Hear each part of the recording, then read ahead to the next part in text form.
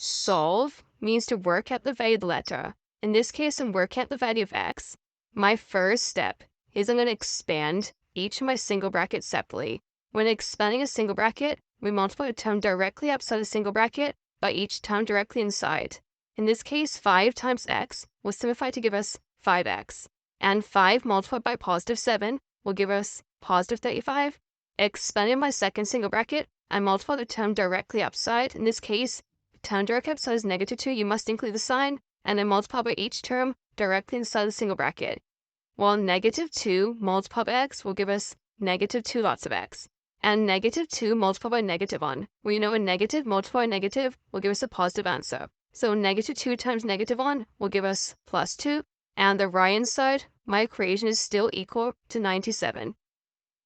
Collecting like terms on the left-hand side of my equation. Here I've got 5 lots of x, subtract 2 lots of x, which will simplify to give us positive 3 lots of x.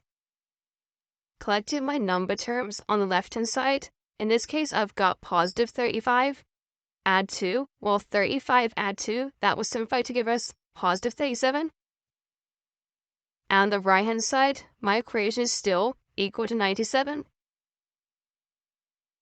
As I'm solving for the letter x, I want to get x by itself. So my first step is to eliminate the positive 37 by moving it across to the right-hand side of my equation by doing the opposite. The opposite and 37, therefore, is to subtract 37 from both sides of my equation to keep it balanced. On the left-hand side, we know positive 37, subtract 37 will cancel. That will leave us simply with 3x on the left-hand side.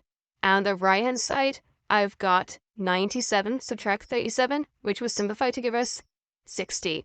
I know in algebra 3x means 3 multiplied by x because a number in front of a letter, the sign means to multiply.